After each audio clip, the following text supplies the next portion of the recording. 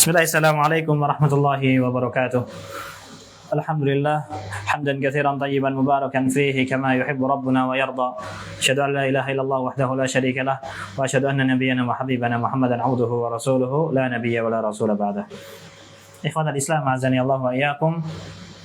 Akhirnya Anda bisa kembali lagi menyapa antum dari channel Bondowoso mengaji secara langsung dari studio Piat 6 Wonosari, Bondowoso. Ya meskipun sebenarnya ya kalau dari segi live mulu ya, nongol terus di Bondowoso mengaji. Tapi yang khusus untuk Bondowoso mengaji, sebenarnya kita punya agenda, punya jadwal sendiri. Ya qadarullah, karena beberapa kendala seperti datangnya Syekh, juga kepulangan ke Banyuwangi dan sebagainya, akhirnya menjadikan jarang. Ala kulli hal ikhwatul Islam azanillahu wa iyyakum. Pada pembahasan kali ini kita akan membahas pokok utama kita ingin ingin mempelajari ilmu agama. Atau bisa dikatakan cara yang seharusnya dimiliki seorang penuntut ilmu dalam menjemput hidayahnya. Karena tentunya kita sudah memiliki hal itu, tapi sangat jarang sekali kita mawas bahwa kita itu harus menyertakan dua perkara itu. Sebagaimana dalam firman Allah Subhanahu wa taala, "Wa qalu law kunna nasma'u aw na'qilu ma kunna fi ashabis sa'ir." Fa'tarafu bi dhanbihim fasuhqan li ashabis sa'ir. Dalam surat Al-Muluk, Allah Subhanahu wa taala menceritakan ucapan orang-orang yang masuk neraka. Waliyadzubillah. Na'udzubillah min dzalik. Semoga kita, ana dan antum semua dilindungi oleh Allah Subhanahu wa taala dari api neraka. Ahli neraka mereka mengatakan, wa qalu law kunna, mereka mengatakan kalau seandainya dulu kami selama di dunia nasma'u aw na'qil, seandainya dulu ketika kami di dunia kami mau mendengarkan dan kami mau mencerna, mau memahami apa yang kami dengar. Nasma'u aw na'qil, dari apa yang dimaksudkan mendengar apa dan memahami apa? Memahami ayat-ayat Allah Subhanahu wa taala yang diturunkan atas rasulnya.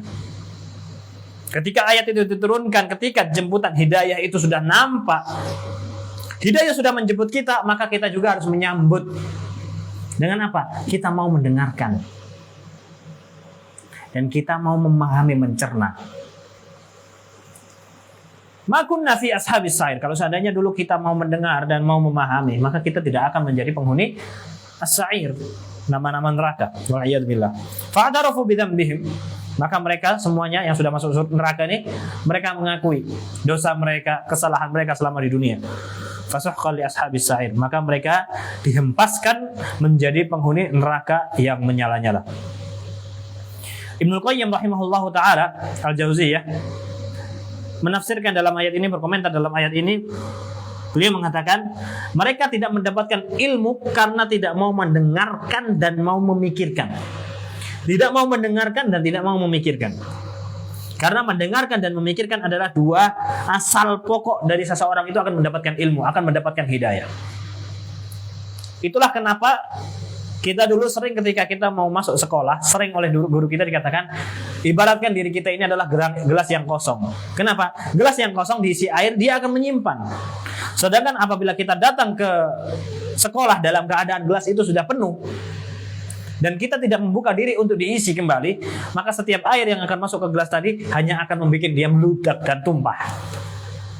Kalau dari awal kita itu sudah menyimpan kewangkotan kita merasa sudah punya ilmu, kita merasa sudah punya hidayah dan merasa cukup, sehingga ketika ada ayat Allah Subhanahu wa taala disampaikan, oh saya sudah pernah mendengarkan ayat ini, oh saya sudah pernah belajar ini, oh saya sudah pernah menyelesaikan kitab ini. Ketika ada nasihat disampaikan, kuping ini nggak mau dengar. Imma ngelamun, imma ngobrol sama sampingnya, atau sibuk dengan apapun itu, main HP dan sebagainya. Itu pun kalau dia mau datang ke kajian majelis pengaji. Atau justru malah sebaliknya, yang lebih parah adalah tidak mau datang ke majelis ilmu. Apa pembahasannya? Pembahasan tauhid. Oh, anak sudah khatam. Pembahasan tauhid apa? Usulul tsalatsa. Usulul tsalatsa lagi ada dua kali selesai sama Ustaz Fulan. Ah, nggak usah datang. Bahas tentang apa? Fikih. Paling nanti fikihnya toharoh lagi, wudhu lagi, nanti berhenti. Anda udah selesai itu pembahasan itu. Nantilah kalau udah bahas tentang ta'adud atau poligami Anda datang. Atau perkara-perkara yang lain yang menjadikan kita itu nggak mau mendengarkan itu ilmu. Atau jasadnya ada tapi rohnya entah kemana. Anak-anak muda yang semangat belajar ngaji, ketika datang ke pengajian main HP. Wal'iyadu billah, ini seringkali ditemukan. Jangankan ke ta'lim pengajian, justru malah di sholat Jumat pun masih ada menyempatkan anak-anak muda mainan HP. Ini khutbah Jumat ya ikhwah. Khutbah Jumat saja kata Rasulullah SAW mengambil dari hadis Nabi SAW bahwa kita itu nggak boleh melakukan suatu hal yang sia-sia. Para ulama menafsirkan orang yang ketika sholat mainan kerikil aja itu termasuk dalam hal sahwu, termasuk hal yang kosong, omong kosong, yang seharusnya dilarang, tidak dilakukan oleh seorang muslim ketika khutbah Jumat, karena itu dalam ibadah. Atau deret kota amal, ini malah terang-terangan main HP. Jelas itu adalah suatu perkara yang di luar ritual Jumatan atau ibadah Jumatan. Penting ini hubungannya sama atasan. Sepenting apa sih HP ini? Ini kita dalam keadaan ibadah loh. Ibarat kata kita lagi sholat di Allahu Akbar, di WhatsApp sama bos. Masa iya kita mau balas dulu? Ini urusan sama Allah loh. Seperti itu ikhwati fillah azanillahu wa iyyakum. Maka sangat banyak sekali orang-orang yang sudah duduk di majelis ilmu, banyak sekali mendengarkan ilmu di sekitarnya, tapi kuping ini nggak mau dengerin.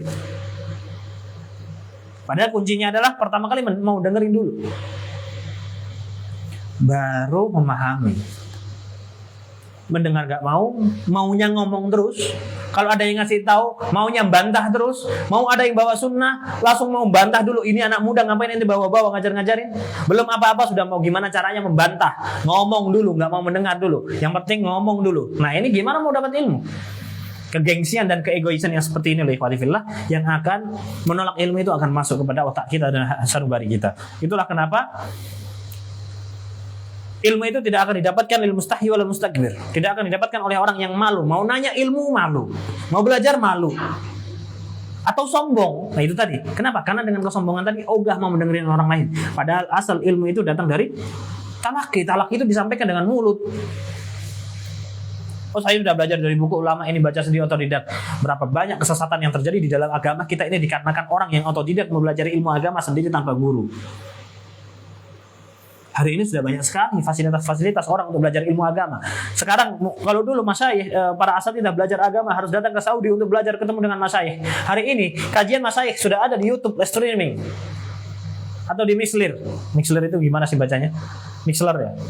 Atau di Mixler itu selalu Syekh Sulaiman Ar-Ruhaili, Syekh Abdul Muhsin Ibnu Abbad Al-Badr Al-Abbad. Itu ada live streamingnya, tapi apakah ada yang mau mendengarkan? Oh nggak bisa bahasa Arab. Ustadz Firanda live streaming setiap siang, hampir setiap siang. Liburnya hanya beberapa hari aja dalam sepekan. Ada yang mau nonton? Dan nonton itu juga butuh pendengaran. Nah rasa hati yang sombong ini, atau itu mungkin terlalu keras ya kalau sombong ya. Biasanya rasa malas mau mendengarkan. Nah itu tidak akan bisa menjadikan orang berilmu atau mendapatkan hidayahnya. Hidayah itu memang akan menjemput. Sebagaimana para sahabat ridwanullah alaihim dulu, termasuk diantara yang menyebabkan mereka masuk Islam. Ketika datang ke Mekah dikasih tahu sama orang-orang kafir Quraisy, tutupin kupingmu kalau dengerin Muhammad ngomong. Tutupin telingamu atau menyingkir dari Nabi Muhammad SAW kalau Rasulullah mau membacakan Al-Quran. Akhirnya mereka menghindari Rasulullah sejauh mungkin. Kalaupun toh mereka ada perlu harus dekat-dekat dengan Rasulullah, contohnya harus tawaf di Ka'bah, sedangkan Rasulullah di Ka'bah, mereka tutup kuping dengan kapas disumpelin ke kuping. Tapi bagaimana hidayah akan menjemput? Pasti tidak akan ada yang menghalangi juga. Tetap suara itu tembus dari kapas. Akhirnya orang mendengarkan bacaan Rasulullah. Akhirnya dia penasaran. Akhirnya dia mau mendengarkan yang sebelumnya tadi nggak mau kedengaran. Dijemput sama hidayah. Dikasih bisikan. Nih ayat Al-Quran. Akhirnya dia mau menjemput, mau mendengar, mau menyambut. Hidayah ketika menjemput dia mau menyambut. Dicopot kupingnya, didengerin. Dicopot itu tutup kupingnya, didengerin. Akhirnya dia mengatakan saya tidak pernah menemukan ayat seindah ini.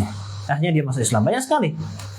Jadi memang hidayah itu akan menjemput, tapi ketika hidayah itu menjemput, kita harus menyambut. Nggak boleh diam aja. Kok nggak pakai kerudung? Belum dapat hidayah. Kok belum sholat? Belum dapat hidayah. Nanti ketika mau dimakamkan, kok nggak pakai kafan? Belum dapat hidayah. Gitu. Apakah kita harus nunggu untuk menutup aurat yang itu adalah perintah Nabi SAW? Nunggu kain kafan terlebih dahulu yang menutupi? Ketika kita mau sholat itu butuh ilmu. Ayo, kenapa nggak sholat? Belum dapat hidayah, belum dapat ilmu. Ayo belajar, belum dapat hidayah. Apakah nunggu untuk perkara sholat aja? Nunggu kita disolatin dulu? Ikhwatal Islam, gunakan telinga kita itu untuk mendengar, bukan untuk mendengarkan ilmu, bukan untuk mendengarkan ghibah.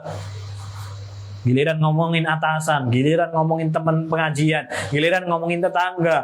Ada yang beli ini baru, ada yang beli itu baru, ada yang dapat pekerjaan baru, ada yang kena PHK. Enak dengerinnya. Tapi giliran ada pengajian, datang itu berat sekali. Giliran datang, ustadz yang ngomong ditinggal ngobrol sendiri di belakang. Yang seperti ini, apakah kemudian hidayah itu akan datang terus menjemput dia? Padahal sudah jelas-jelas hidayah itu datang, kemudian dia campakkan. Maka di sini tentunya ini adalah ancaman yang keras ya, ketika Allah Subhanahu wa taala menceritakan bahwa ini omongannya orang penduduk neraka. Mereka orang-orang yang nggak mau mendengar, kemudian mereka nggak mau memikirkan apa yang seharusnya bisa mereka dengar dari ayat-ayat Allah, dari petunjuk-petunjuk Allah. Ini yang ngomong ahli neraka loh ini. Seharusnya ini menjadi tanbih buat kita nih. Berarti kita itu harus mau dengerin, jangan banyak ngomong. Itulah kenapa diciptakan kuping itu dua, mulut cuma satu. Tapi kenapa yang sering berfungsi adalah yang satu? Kalau anak-anak muda sekarang, tangan ada dua, mulut cuma satu. Ngapain ngomong mulu? Langsung tonjok. Itu anak muda. Kalau sekarang kita udah dewasa, punya kuping dua. Dengarkan daripada ngomong. Berapa banyak permusuhan yang terjadi di kalangan kaum muslimin hari ini adalah karena perkara mulut. Bukan karena telinga. Coba semua orang saling mendengar. Gak ada yang ngomong. Gak akan ada fitnah tersebar. Biarkan yang berbicara itu adalah orang-orang yang berilmu dan belajar agama. Orang yang gak pernah belajar, mulutnya diam. Jangan ngomong suatu hal yang nggak tahu kemudian asal dia omongin aja. Atau ilmu yang berlandaskan cuma apa kata Google doang, berbangga dengan kata agama. Berapa banyak agama ini akhirnya semakin rusak, kesannya semakin rusak, runyam dan sebagainya, berpecah belah gara-gara omongannya orang yang nggak punya ilmu. Dan itu yang didengarkan justru waliyadzubillah. Kemudian dalam firman Allah Subhanahu wa taala berikutnya, Allah berfirman dalam surat Al-A'raf, "Walaqad dzara'na li jahannama katsiran minal jinni wal ins. Lahum qulubun la yafqahuna biha, wa lahum a'yunun la yubsiruna biha, wa lahum adhanun la yasma'una biha." Dan kami sudah jadikan di Jahannam, kami jadikan penduduk Jahannam, neraka, kebanyakan adalah minal jinni wal ins, dari jin dan manusia. Banyaknya dari jin dan manusia. Bukan berarti kemudian ada kalangan lain, enggak. Maksudnya adalah kebanyakan jin dan manusia masuk ke neraka dibandingkan yang diciptakan. Kebanyakan masuk neraka.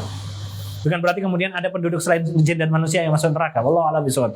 Tidak ada keterangan di situ. Lahum qulubun la yafqahuna biha, tapi karena kenapa mereka usah terlalu semangat ini. Mati ya?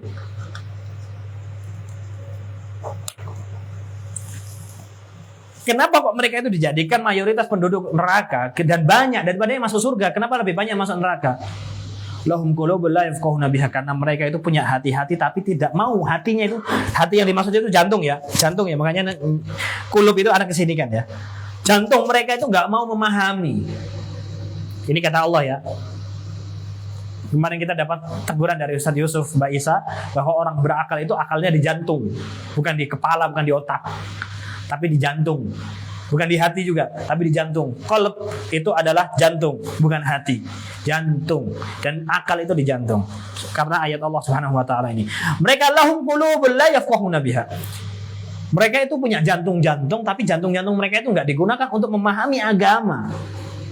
Tidak memahami ini ayat datang dari Allah Subhanahu wa taala sebagai petunjuk untuk umat manusia, enggak difahami dengan jantung-jantung mereka yang mereka miliki. Dengan akal-akal mereka nggak mau berpikir. Walahum a'yunun la yubsiruna biha. Mereka juga punya mata, tapi mereka nggak gunakan untuk memandang mana yang hak dan mana yang batil. Mana yang berpotensi ini akan ada banyak pahala, mana yang berpotensi ini banyak dosa. Justru dilihat mana yang paling banyak duitnya, mana yang sedikit uangnya. Belajar bahasa Arab sulit. Nanti dulu. Belajar bahasa Inggris sulit. Dijalani. Kenapa? Satu-satunya alasan yang sampai sekarang ini Anda temukan selain yang akan Anda sebutkan, Anda belum menemukan. Kenapa orang lebih suka belajar bahasa Inggris dibandingkan bahasa Arab padahal sama-sama sulit? Bahasa Arab tulisannya gitu ya bacanya gitu. Bahasa Inggris tulisannya gitu, bacanya beda. Dan terus ada pembaharuan, sedangkan bahasa Arab gitu terus baku. Kenapa kok orang lebih suka belajar bahasa Inggris daripada bahasa Arab? Karena bahasa Inggris lebih berpotensi mendapatkan uang dibandingkan bahasa Arab. Inti belajar bahasa Arab mau ngapain ya? Pekerjaan mana, bank mana yang pakai interaksinya pakai bahasa Arab? Terus kemudian mau kerja di Qatar atau mau di Arab Saudi? Enggak. Jadi yang berpotensi menghasilkan uang itu bahasa Inggris, bukan bahasa Arab. Itulah kenapa orang sedikit semangat belajar bahasa Arab. Menuntut ilmu agama, pengen hijrah, ayo semangat belajar agama, baru belajar fa'ala yaf'ulu fa'lan, udah merotuli. Sebelumnya pengajiannya 20 orang, tiba-tiba setahun sisa 2 orang, 3 orang. Itu pun kadang-kadang goib. Kenapa itu? Karena nggak ada duitnya. Jadi orang saat ini itu lebih memilih mana yang ada duitnya dijalanin, yang nggak ada duitnya tinggalin. Ini yang dimaksud dari punya mata tapi nggak mau melihat. Suatu hal itu lihat mana yang potensinya, pahalanya banyak. Ayo dakwah di Jawa Timur. Bayarannya dikit. Akhirnya pada lari kemana? Ke wilayah yang banyak duitnya. Waliyadzubillah. Ini bukan berarti semua yang belajar, yang berdakwah di sana berarti nyari duit ya, enggak. Karena masing-masing punya potensinya. Akan tetapi lihat mayoritas yang ada. Ketika mau urusan dakwah aja lihat mana yang duitnya banyak. Akhirnya wilayah-wilayah yang pelosok-pelosok yang butuh hidayah lebih banyak, sedikit orang yang mau belajar ke sana, mau ngajar di sana. Padahal ini potensinya besar ini. Bagaimana orang menyambungkan antara mencari maisahnya dengan berdakwah. Sehingga keseharian dia full, nggak pernah lepas dari yang namanya dakwah. Ngajar agama, ngajar ngaji, ngajar bahasa Arab, jadi guru, kemudian dakwah. Udah, hidupnya di situ terus. Itu adalah potensi kemuliaan yang besar. Tapi sedikit orang yang mau mawas. Kenapa? Duitnya nggak banyak. Tak jadi pedagang aja lah. Tak jadi pengusaha aja lah. Kenapa? Duitnya lebih mumpuni. Ya urusannya duitnya. Jadi pedagang pahalanya nggak akan sebesar jadi guru dan jadi dai. Kalau ngomongin tentang duit, itu tadi mata kok nggak dilihat buat lihat mana pahalanya yang besar, mana potensi agama ini akan bisa diperjuangkan gitu loh. Walahum adhanun la yasma'una biha, dan mereka memiliki adzan, udhun, telinga, akan tetapi la yasma'una biha, mereka tidak gunakan untuk mendengarkan ayat-ayat Allah Subhanahu wa taala yang sudah kita jelaskan di awal. Lebih menggunakan telinga ini untuk mendengarkan suatu hal yang kira-kira bisa dibantah. Kalau bisa dibantah, bantah. Kalau nggak bisa dibantah, minggir. Gengsinya nih. Hati-hati. Dan ikhwatul Islam, azanillahu wa iyyakum, itu tidak hanya menjangkiti orang-orang awam. Orang-orang yang berilmu pun seperti itu. Ketika mendengar ada seorang dai yang belajar agama 10 tahun, 20 tahun, kemudian berdakwah. Dakwah baru 20 tahun. Karena udah dakwah 30 tahun. Kedengkian yang seperti ini, kesombongan seperti ini ada di kalangan para penuntut ilmu. Ada orang belajar dari kuliah, pulang dari kuliah kemudian berdakwah. Belajar kuliah baru 4 tahun aja belagu. Anda nggak usah kuliah ke sana, tapi dakwah di sini udah 20 tahun. Diam ente. Ada ungkapan-ungkapan seperti itu ada, meskipun nggak seperti itu. Dengan nyinyiran-nyinyiran, ikhwatul Islam, maka kalau seandainya penuntut ilmu dengan tingkat yang seperti itu aja mereka bisa memiliki apa yang namanya dengki, kesombongan di dalam hatinya, lalu bagaimana dengan kita yang jauh dari nama lingkungan penuntut ilmu? Pasti akan sering muncul dalam hati kita rasa hasad, dengki, dan kesombongan. Kita harus mawas seperti itu. Kata Allah Subhanahu wa taala, di sini adalah termasuk di antara sebab kenapa seseorang itu masuk neraka kebanyakan. Ada karena itu mereka punya telinga tapi nggak mau mendengarkan hidayah. Kalaupun tahu mendengar, yaitu masuk kuping kanan, keluar kuping kiri, nggak bermanfaat, nggak mau difahami. Ulaika kal an'ami bal hum adall, kata Allah Subhanahu wa taala. Mereka itu seperti binatang ternak yang hidupnya itu cuma makan, tidur, nunggu mati. Apa yang dilakukan kambing dari pertama lahir? Pertama adalah bagaimana cari nyusu ke ibunya. Setelah nyusu dia cari makan, cari rumput. Setelah itu pulang ke kandang ngapain? Ya udah nunggu dikasih makan lagi sama tuannya. Apakah dia bekerja cari duit? Enggak. Kambing di kandang ya udah dia menunggu dikasih makan. Kehidupannya kesehariannya kambing itu, hewan ternak itu cuman cari makan, minum, kemudian kapan disembelih. Udah, tujuan mereka hidup cuma untuk ditunggu kapan mereka mati. Balhum adol, bahkan orang-orang yang punya hati, punya akal, punya jantung nih, punya akal di jantungnya, punya pendengaran, punya telinga, mereka lebih sesat. Kenapa? Mereka itu punya kemuliaan berupa akal, akan tetapi gak dipakai. Dan ketika seorang anak Adam kok hidupnya seperti hewan, beternak, hidupnya bagaimana caranya ngenyangkan perut, cari duit, habiskan duit, cari duit, habiskan duit, cari duit, habiskan duit. Buat apa duit? Buat ngenyangkan perut, sama kayak kambing. Balhum adol. Kenapa lebih sesat? Karena kambing itu meskipun dia diam, dia bertasbih kepada Rabb-nya. Setiap hewan mereka itu beribadah kepada Allah Subhanahu wa taala. Mereka punya interaksi antar sesama mereka dan semuanya mereka bertauhid. Enggak ada itu kambing Yahudi, enggak ada kambing Nasrani, enggak ada kambing sesat, enggak ada kambing bid'ah dan sunnah, itu enggak ada. Kambing kalau jenggotnya panjang berarti sunnah. Enggak ada. Kambing kalau kibas dari Arab berarti salafi. Enggak ada. Kambing semuanya sama. Semuanya beribadah kepada Allah Subhanahu wa taala. Giliran manusia ada yang bebel, ada yang